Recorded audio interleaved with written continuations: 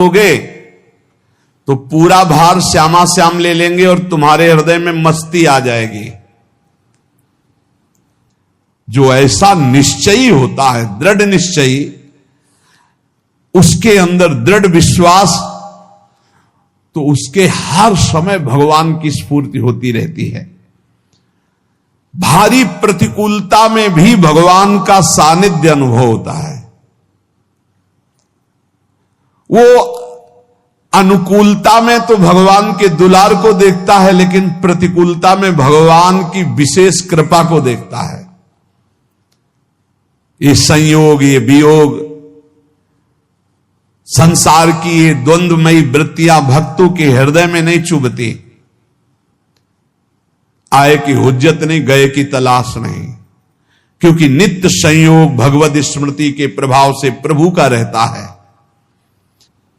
शोक, विषाद बहुत ध्यान देने योग्य विषय है।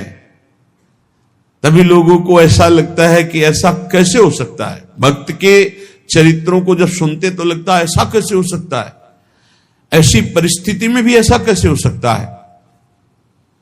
क्योंकि तुम मानसिक बुद्धि से युक्त हो और वो भागवतिक स्थिति से युक्त है, इसलिए तुम उसको पार पा ही नहीं सकते।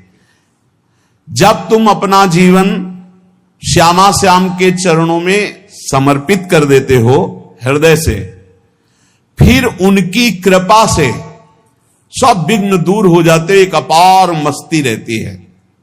नहीं तो शोक, विषाद, दुख, क्लेश, कष्ट, संताप, भय, उद्वेग, ये सदैव सताते रहते हैं। इसी से डिप्रेशन होता है। बार बार नकारात्मक चिंतन, शोक, विषाद, दुख, चिंता, क्लेश, संताप, भय, उद्वेग, यही पूरे मानसिक स्तर को नष्ट कर देते हैं। उत्साहहीन जीवन हो जाता है। जब तुम श्यामा श्याम को समर्पित हो जाते हो तो ये सब प्रवेश भी नहीं करते, एक अपार मस्ती बनी रहती है। अब क्या होगा? श्यामा श्याम जो करेंगे वही होगा। श्यामा श्याम पता नहीं कैसा करे, नहीं, वो सदैव मंगल भवन है, वो जो करते महामंगल होता है। यह निश्चय उपासक के हृदय में आ जाना चाहिए। इसलिए अपना सारा मन, सारी बुद्धि, सारा जीवन, प्रत्येक श्वास प्रभु को अर्पण कर दो, फिर देखो तुम निहाल हो जाओगे। दुख, शोक, विषाद, क्लेश, कष्ट, संताप, भय, उद्वेग, ये उसी को व्यापते हैं जिसने अपने जीवन को प्रभु के चरणों में अर्पित नहीं किया। इसलिए तुम अपना सारा मन, सारी बुद्धि, सारा जीवन, प्रत्येक श्वास केवल प्रभु को अर्पित कर दो, फिर देख लेना श्वास कैसे अर्पित की जाती, राधा राधा राधा। बुद्धि कैसे अर्पित की जाती है? एकमात्र निश्चय कि भगवत सुख ही सुख है, ये जागतिक सुख सुख नहीं, ये दुख है, ये ऐसा दलदल है जिससे आज तक कोई नहीं निकल पाया। सारा मन, हम मन से केवल प्रभु का मनन करें, बार बार मन को संसार से हटा के नाम में, रूप में, लीला में, धाम में लगाएं। बहुत प्रसन्नता हो जाती है उस उपासक के हृदय में जो अपना मन बुद्धि प्रभु के चरणों में अर्पित कर देता। भगवान ने तो इसको बहुत उत्तम स्थिति बताया है कि मेरे से कभी वो अलग हो ही नहीं सकता यदि मन बुद्धि अर्पित कर दिया। मय्येव मन आधत्स्व मयि बुद्धिम निवेशय, तो निवशस्य मयि एव अत ऊर्ध्वम न संशया। बिल्कुल संशय नहीं, वो मेरे में ही निवास करेगा जिसने मन और बुद्धि अपनी मेरे में अर्पित कर दी। बहुत प्रसन्नता रहेगी उस उपासक के जीवन में जो अपने आप को मन बुद्धि सहित प्रभु के चरणों में समर्पित कर दिया है। भगवान का आश्रय लेने वाले की पहचान है हर परिस्थिति में प्रसन्न रहना। देखो आप भगवद आश्रित हो कि नहीं, देखो अनुकूल परिस्थिति में तो सब प्रसन्न रहना, लेकिन प्रतिकूल परिस्थिति में प्रसन्न रहना ये भगवान के भक्तों का लक्षण है। हर परिस्थिति में प्रसन्न रहना ये भगवान के भक्तों का लक्षण है। आनंदगन भगवान का आश्रय मिलते ही आनंद छा जाता है हृदय में। उनके पास आनंद का अभाव होता ही नहीं है। जैसे सूर्य का प्रकाश उदय होते ही सूर्य का प्रकाश संपूर्ण अंधकार को नष्ट कर देता है, ऐसे ही भगवान का संपूर्ण आश्रय लेते ही सब दुख चिंता शोक नष्ट हो जाते, आनंद ही आनंद। तुम भगवान के मंगलमय रूप को नहीं जानते हो, पर उनके मंगलमय भाव को, विधान को मानना शुरू कर दो। जो भी होता है मंगलमय होता है। हमने जीवन में देखा है, अगर इधर कोई बहुत बड़ा सुख दिया तो देर नहीं लगेगी, 24 घंटे नहीं व्यतीत होंगे और ऐसे दुख दे देंगे, जिससे दोनों का समान भाव रख करके ना दुख में तुम भूलो प्रभु को, ना सुख में फूलो, सीधे भगवत मार्ग में चल। पूरे जीवन की बात देखा है। भगवान के मंगल विधान में सदा सर्वदा सुख ही सुख है, इस बात को मान के प्रसन्न हो जाओ।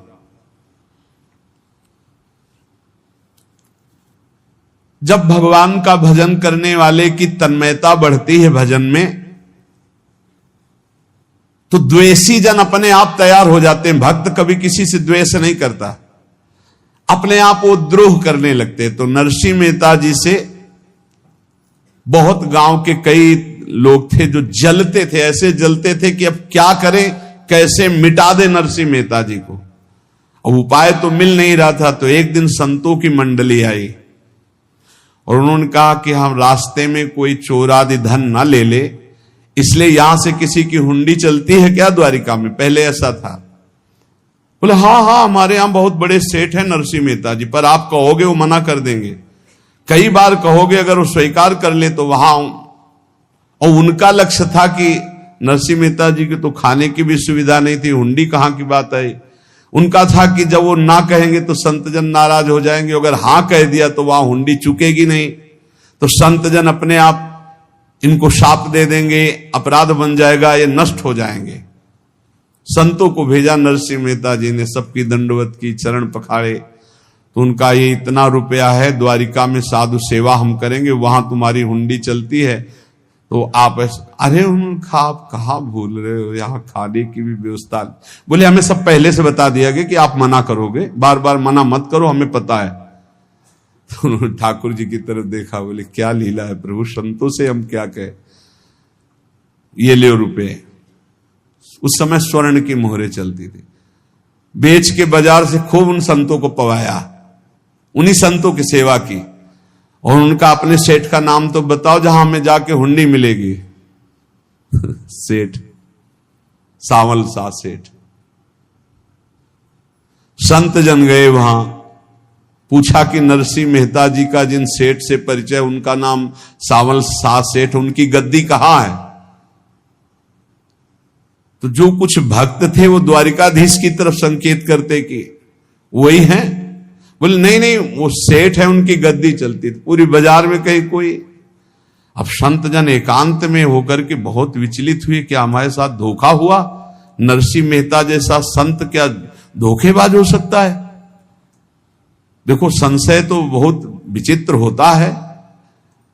बड़े बड़ों को संशय हो जाता है। जब भगवती सती जी को संशय हो गया, राम जी को, हे खग हे मृग हे मधुकर श्रेणी, ऐसा पूछते हुए कि सच्चिदानंद कैसे हो सकते, तो किसी को हो सकता है, क्योंकि वो बुद्धि की अधिष्ठात्री देवी है। जो ही उनके मन में ऐसा आया कि क्या हमारे साथ धोखा हो रहा है, इतने में ही देखा जय हो सावल सा सेठ की। वो कहा सावल सा सेठ, तो देखा बढ़िया मुनीम जी उनके साथ, तो सेठ बस्ता लिए हुए मुनीम जी, सरकार इधर से चलो। तो उनका सावल सा सेठ आपका नाम है? संतों ने कहा। बोले हाँ। बोले नरसिंह जी? हाँ। बोले आपकी हुंडी आ गई है। हुंडी एक कागज में लिखा कि ये हमारे सेठ जी को दे देना। वैसे लोग मुझे माखन चोर कहते, कोई कुछ कहता, लेकिन आपने सेठ बना दिया। जब आपने सेठ बना ही दिया तो आप कभी परवाह मत करना तुम। और ये सेवक आपकी सेवा में सदैव तत्पर है, भगवान ने ऐसा लिखा। जो भगवद आश्रित है, एक बार ये चलता रहता है, जो संत जन होते हैं उनके विरोधी अपने आप बन जाते हैं, किसी से कोई मतलब नहीं, अपने आप विरोधी बन जाते हैं। कबीरदास जी का पूरी काशी में यश था। भजन करने वाले महापुरुषों का यश बढ़ता है जब, तो जो भजनहीन होते हैं उनके हृदय में जलन पैदा हो जाती है और वो उनको विविध प्रकार से फंसाना चाहते हैं, उनको कष्ट देना चाहते हैं। तो कबीरदास जी के यश को धूमिल करने के लिए कुछ ब्राह्मणों ने एक रचना रची, मुड़ मुड़ा के कबीरदास जी के शिष्य बन करके पूरी काशी के सब आश्रमों में निमंत्रण दे आए। कल भंडारा है, संत सेवा है, सबने स्वीकार किया। कबीरदास जी अपनी दिनचर्या करके निकले तो संत मंडली आने लगी। बोले कै बजे सेवा है? साधु सेवा। बोले कौन सी साधु सेवा? बोले कल आपके शिष्यजन निमंत्रण दे के आए, पूरी काशी के सब संत आ रहे हैं। कबीरदास जी ने कहा यहां तो एक की भी व्यवस्था नहीं, पूरी काशी के संत आ रहे। अच्छा, समझ में आ रहा है, लीला बिहारी तुम लीला करना चाहते हो। गए अपना निकल गए गंगा किनारे, एक झाऊ के नीचे बैठकर अपना भजन ध्यान में मगन है। 11-12 बजे तो उन्होंने देखा संतों की मंडली, काशी तो बहुत। कबीरदास जी ने देखा कि आश्रम की, तो बोले पता नहीं क्या होगा, चलो चलते हैं। तो ऐसे गमछा वस्त्र करके ऐसे डालकर मुंह ढक करके, वहां बड़ी बड़ी पंगत लगी थी। कबीरदास जी सबको पाओ जी पाओ। कबीरदास जी के रूप में स्वयं भगवान पाओ जी पाओ। कबीरदास जी ने कहा अच्छा, जब स्वामी परस रहे तो हम भी बैठ के पा ले। तो जब उसी पंगत में बैठ गए अपना कपड़ा ढक करके, और जब मोहरे की दक्षिणा दे रहे थे सब लोग कि वाह कबीरदास जी ने आज तो साधु से सबको। जब कबीरदास जी के सामने आए तो ऐसे मुंह ढके, बोले देखो जो मेरा होता है उसे मुंह छुपाना नहीं पड़ता, मुंह ढकला नहीं पड़ता। लो दक्षिणा, तुम भी दक्षिणा लो। कबीरदास जी को कबीरदास जी दक्षिणा दे रहे, और वो कबीरदास जी है भगवान, और ये पाले वाले कबीरदास जी है भगवान के जन। कभी भगवान अपने, अरे जमाने जोर लगा ले, कितना जोर लगाएगा, भक्त और भगवान का झंडा कभी न झुकने पाएगा। बिल्कुल चिंता, शोक, भय, उद्वेग रहित जीवन भगवद आश्रित। तुम भगवान के मंगल विधान में सदा सर्वदा प्रसन्न रहो। अब ये विचार कर लो कि भगवान जो करेंगे तुम्हारा मंगल करेंगे। अब थोड़ा ऐसा बीच में लगता है कि अमंगल हो रहा है क्या, लेकिन पक्का समझो बहुत बड़ा मंगल उनका विधान होता है। बहुत ही उत्तम मंगल होता है भगवान के शरणागत का। भगवान हमारे विचारों वाले नहीं हैं, हमारे विचार प्राकृतिक है, भगवान के विचार चिदानंदमय हैं। वो अपने विचार से हमारा मंगल करते हो, हम अपने विचार से मंगल चाहते हैं। भगवान के विचार से मंगल ही हमारा होगा, इसलिए कभी हमको चिंता, शोक, भय नहीं करना चाहिए। भगवान की ओर से कभी तुम्हारे लिए ऐसा विधान नहीं होगा कि तुम दुखी हो जाओ, बस तुम्हारी सोच हो सकती है, उसका परिणाम बहुत मंगल होगा। जगत की ओर से निराश हो जाओ, किसी से आशा मत रखो, फिर आप देखो आपका जीवन कैसा आनंदमय व्यतीत होता है। ये जो जगत की आशा है यही दुख प्रदान करती, सच्ची जगत की आशा ही दुख प्रदान करती है। अगर जगत से कोई संबंध न रखा जाए और भगवत भाव में रहकर तो बहुत अच्छा जीवन चलेगा। अपने कर्तव्य का पालन करो, परिवार को भगवत स्वरूप मानकर पोषण करो, किसी से कोई संबंध मत रखो, कोई आशा मत रखो, यही अध्यात्म सिखाता है। अपने आप भगवत स्वरूप, सबका व्यवहार मंगलमय और आपका जीवन मंगलमय। अपने घर में ऐसे रहो जैसे किसी अतिथि के घर में रह जाता है। चलना है, यहां से जाना है। कौन रहता है अपने घर में अतिथि की भांति? भगवान का भक्त। जाना है यहां से। अपनी प्रिया प्रीतम के पास जाना, ये हमारा घर नहीं है, यहां तो हम समय व्यतीत कर रहे हैं, अपनी आयु व्यतीत कर रहे हैं भगवत आराधना करते हुए, हमें जाना है प्रिया प्रीतम के पास। वास्तविक घर भगवान का धाम है हमारा, वास्तविक घर वाले प्रभु हैं हमारे। जो नित्य सच्चिदानंद भगवान के चरणों में अपने चित्त को समर्पित करता रहता है, उसको यह अनुभव होने लगता है कि बड़ी कृपा है हमारे ऊपर भगवान की, बड़ी कृपा है हमारे ऊपर। सर्वसमर्थ परम सुहृद भगवान ऐसे भक्त के ऊपर हर समय वरद हस्त रखे रहते हैं। ये केवल प्रवचन नहीं, सच्ची बात मानिए। ऐसे भगवान का वरद हस्त हर समय रहता है। जब भगवान की छत्र छाया में भक्त अपने को देखता है तो आसपास घोर विपत्तियों का भी समुदाय हो तो भी वो आनंद में मगन रहता है। हर हालत में आनंदित रहना ये भक्त का स्वभाव है। भगवान ऐसे भक्तों को प्यार करते हैं जैसे कछुआ अपने अंडे को बाहर रख आवे और रात दिन उसका चिंतन करे। जब भक्त भगवान को समर्पित होता है तो भगवान रात दिन उसकी ऐसे चिंतन सुरक्षा करते हैं। अभय, ये दैवी संपदा का पहला गुण है। ये भगवान के शरणागत पर जागृत हो जाता है, वो भयभीत नहीं होता, किसी भी उससे भयभीत नहीं होता। यही डर ही डरप हरिवंश हित, जिनो भ्रमय गुण सलिल पर। इस डर से डरते रहना चाहिए कहीं गुण रूपी पानी में फिसल न जाए, नहीं तो गलती हो सकती है। साधक सावधान रहे। ये अभय दैवी संपदा का सबसे बड़ा गुण है। जो भयहारी भगवान की शरण में आ जाता है तो उसके अंदर ये अभय प्रकट हो जाता है। अगर कहीं तुम्हें एकांत में भय लग रहा है, एक आदमी तो एकांतिक में आए थे, वो कह रहे थे कि हमें हर समय भय लगा रहता कि कोई हमारे पीछे है, अंधेरा तो लगता कोई खड़ा है, मैं जीना मुश्किल हो गया, ऐसा भय। देखो ये मन कैसा है, भगवान से विमुख होने पर कैसे डरवाता है। वो कह रहे हैं हर समय मुझे डर लगा रहता है, कोई सामने खड़ा है, कोई पीछे खड़ा है, ऐसा भय लगने लगता है। और जब भगवान की शरण में आ जाते हैं तो ये अभय स्थिति हृदय में जागृत हो जाती है। कोई भी भय आसपास आ ही नहीं सकता, यहां तक कि नरक का भी भय खत्म हो जाता है जो भगवान की शरण में है। महापापी भी पुण्यात्मा महान भक्तों के समान वो उत्तम गति को प्राप्त हो जाता है जो भगवान की शरण में हो जाता है। पर ये जो भोगों का आश्रय लिए हुए हैं, मनमानी आचरण कर रहे हैं, ये कभी उस अभय को जान ही नहीं सकते कोई अभय पद है क्या। इनको तो कदम कदम पर शोक, भय और दुख की प्राप्ति होगी, कोई बचा नहीं सकता। जो भोगों में लगे हैं, मनमानी आचरण कर रहे हैं।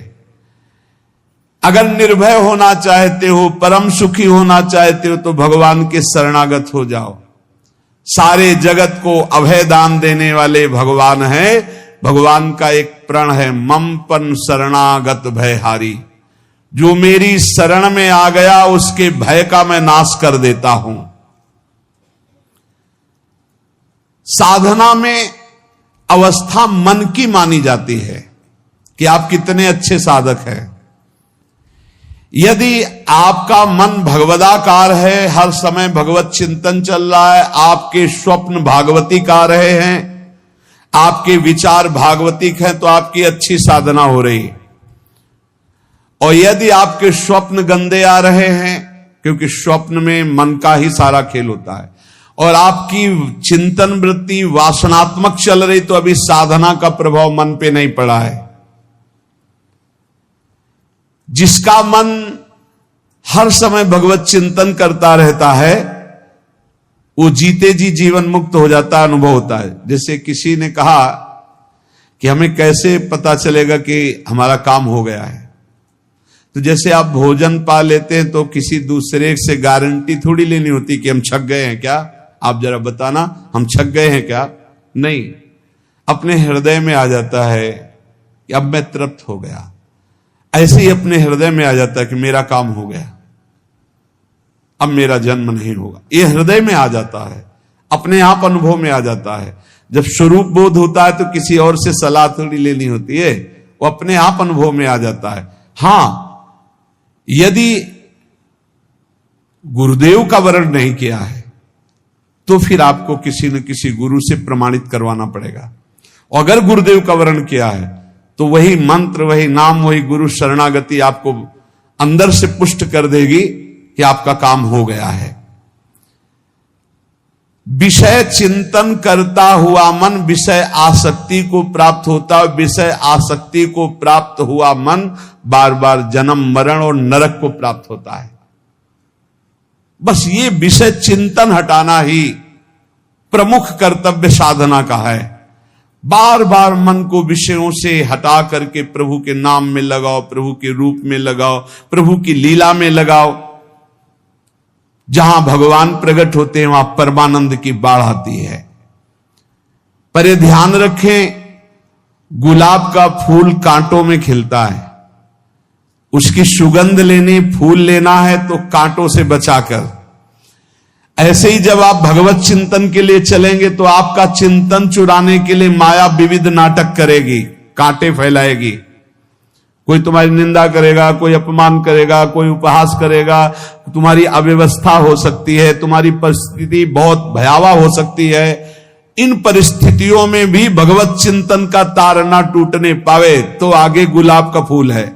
जैसे कांटे से बचाकर गुलाब का फूल लेते हैं और भगवद अर्पित करके सौरभ का सुख लेते हैं, ऐसे ही भगवान के प्रेमानंद का अनुभव करने के लिए संसार के कांटों से बचना होगा। और खिलेगा यही फूल संसार में ही, मनुष्य देह में, और योनियों में नहीं। भगवत प्राप्ति स्वर्ग में नहीं होगी, इसी मृत्यु लोक में होगी। पहले मन नहीं लगता भगवत चिंतन में, भगवत चिंतन जबरदस्ती करना पड़ता है। भगवत चिंतन जे ही प्रारंभ करोगे ते ही बहुत बाढ़ आ जाएगी पाप चिंतन की। ध्यान दीजिए, बहुत लोग प्रश्न करते रहते हैं कि हम जब भजन में बैठते हैं तो बहुत गंदी बातें आती, मन बड़ा चंचल होता है, भाग जाता है। ऐसा प्रारंभ में जब कोई भगवत चिंतन प्रारंभ करता है तो उसका मन विषयों में भागता है, गंदी बातों में भागता है। अब लोग कहते पहले तो हमारा चिंतन बढ़िया होता था, अब चिंतन नहीं होता। तो कोई सिद्ध पुरुष थोड़ी हो गए, तुम्हें जबरदस्ती चिंतन करना होगा। जगत के प्राणी में जहां मन जाए तो इसमें भी भगवान, पदार्थ में मन जाए तो उसमें भी भगवान, जहां जहां मन जाए वहां वहां भगवान देखो, या मन को हटाकर नाम मंत्र में लगाओ। ऐसे भगवत स्मृति जागृत की जाती, बार बार प्रयास करना होता है। कई लोग ये प्रश्न करते हैं कि हमसे बड़े पाप हो गए तो क्या हमें भगवान की प्राप्ति हो जाएगी? तो यहां कह रहे हैं भगवान किसी के पूर्व जीवन को नहीं देखते हैं, वर्तमान के भजन को देखते हैं। पकड़ो इस बात को। अगर वर्तमान में आज आप सुधर गए हो, नाम जप कर रहे हो तो आप भक्त हो। ये गीता जी में भगवान ने कहा, अपिचेत सुदुराचारो भजते माम अनन्य भाग साधुरेव समंतव्या सम्यक व्यवसिता। ऐसा बहुत दुराचारी पहले रहा है, बाद में उसके मन में आ गया कि भगवान के सिवा हमारा कोई कल्याण करने वाला नहीं, हमारा कोई नहीं। तो भगवान कहते हैं मैं उसे साधु ही मानता हूं, उसे साधु बना देता हूं। भगवान किसी के पूर्व जीवन को नहीं देखते। बहुत बढ़िया बात है। कल तक हम क्या करते रहे भगवान नहीं देखते, आज क्या कर रहे हो ये देखते हैं। यदि आज आप भजन में लग गए हो, अच्छे आचरण कर रहे हो तो आपको भगवत प्राप्ति हो जाएगी। भगवान ये नहीं देखते कि पूर्व में पुण्यात्मा रहा है कि पापात्मा रहा है। भगवान वर्तमान में देखते कि मेरा भजन कर रहा है, बस इसी से कल्याण कर देते हैं। पकड़ो इस बात को, तो कभी प्रश्न नहीं उठेगा कि क्या हमको भी भगवत प्राप्ति हो सकती है क्या। हमारा मन यदि श्री भगवान को चाहने लगे तो श्री भगवान हमारे मन में ही आकर बस जाएंगे। भगवान की रूप माधुरी में मन डूबने लगेगा। यथार्थ सत्य, जो भगवान से थोड़ा भी प्यार करने लगे हैं उनके हृदय में भगवान की, उनकी भावना के अनुसार झलक आने लगी है। हृदय में प्रभु के आते ही अनंत जन्मों के संस्कारों का नाश हो जाता है। इसलिए तुम अपने पहले वाले घृणित जीवन को याद भी मत करो और उसको सोचकर जरा निराश भी मत हो। अमावस्या में घोर अंधकार रहता है, पर प्रातः काल में अंधकार नष्ट हो जाता है। ऐसे ही नाम का उच्चारण करते ही तुम्हारे जितने पाप अंधकार हो सब नष्ट हो जाएंगे। तुम चाहो कि एक क्षण भी प्रभु को ना भूलो। अब वर्तमान में ऐसी स्थिति बनाओ।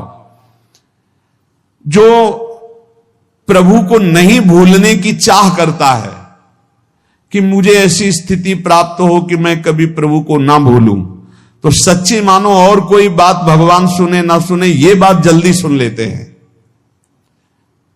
भजन की मांग करो तो बहुत जल्दी भगवान पूर्ण करते हो। भजन जिसका चलने लगा तो फिर लोकांतर के सारी रिद्धियां सिद्धियां सुख वैभव तो उसके चरणों में लौटते हैं। जब हम प्रभु से प्रभु का स्मरण न मांगकर भोग मांगते हैं तभी हमारा भजन रुक जाता है, भजन नहीं चल पाता। यदि हम प्रभु से केवल भजन मांगे तो विश्वास करो ब्याज में सब हो जाएगा। मूल भजन तो आपका बचेगा ही, ब्याज में लोकांतर के भोग आपके चरणों में लुटते घूमेंगे। आप भजन करके तो देखो। अरे घिघियाने की जरूरत नहीं, किसी से मांगने की जरूरत नहीं, भजन करके देखो सब ठीक हो जाएगा, सब अपने आप बन जाएगा। हम बहुत बड़ी भूल कर देते हैं कि थोड़ा भजन करके प्रभु से कुछ सांसारिक वस्तुएं स्थितियां परिस्थितियां बदलने की मांग कर लेते हैं, जिससे भजन छूट जाता है। प्रभु की स्मृति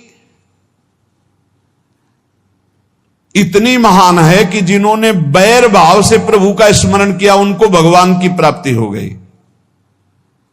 जैसे कंस आदि भगवान से बैर ही तो रखते थे, लेकिन भगवान की स्मृति रहती थी। स्मृति ने उनको भगवत प्राप्ति करा दी। स्मृति में महान सुख है, पर वो जब भक्ति रस से युक्त स्मृति होती तब माधुर्य रस प्रेम रस का अनुभव होता है। कल्याण तो वैर भाव से स्मरण करने वालों को भी प्राप्त हो गया। यदि आप भक्त हो और ये चाहते हो कि आपकी भागवती की स्थिति बहुत जोर की हो, तो हम आपसे प्रार्थना करते हैं कि रोज प्रभु से एक ही बात मांगिए, मुझे अखंड स्मृति दीजिए। अर्जुन जी को पूरी गीता जी सुनने के बाद यही मिला, नष्टो मोहा स्मृति लब्ध्वा। स्मृति, प्रभु आप हम पे ऐसी कृपा कर दो कि हमारे हृदय में किसी और व्यक्ति वस्तु स्थान की स्मृति न रह जाए, केवल आपकी स्मृति रह जाए। ये चाह भगवान बहुत जल्दी पूर्ण कर देते हैं यदि उपासक हृदय से ये बात मांगे। भगवान की कृपा से ही ऐसा हो सकता है कि अखंड स्मृति ये कर्म फल से नहीं मिलती है। प्रभु के प्रति निर्भर होकर जो दैन्यता पूर्वक प्रभु से मांगता है और हर समय अभ्यास करता रहता है भगवत स्मरण का, उसको ये स्मृति मिलती है। और स्मृति मिल गई तो इससे बड़ी कोई स्थिति नहीं, हर समय भगवान का स्मरण। प्रभु से मन प्रतिपल नया नया स्वाद लेकर के आसक्त होता रहता है, नवम नवम। प्रभु कभी बासी नहीं होते। जैसे किसी व्यक्ति को देखो तो देखते देखते मन हट जाएगा कि देख लिया बहुत सुंदर है, ठीक है, लेकिन वो एक दिन मन हट जाएगा। और प्रभु की सुंदरता नवम नवम है, प्रभु के नाम का स्वाद नवम नवम है, प्रभु की लीला का स्वाद नवम नवम है, प्रभु के धाम की शोभा नवम नवम है।